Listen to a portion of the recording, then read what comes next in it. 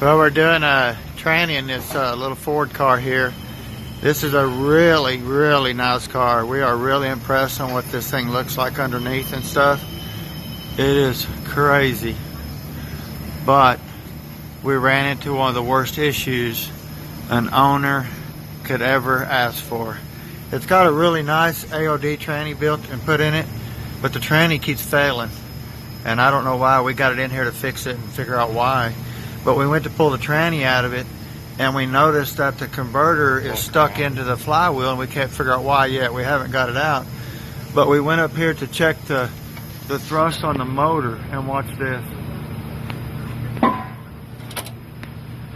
Hang on, let me try to stable it. Ready? Yeah.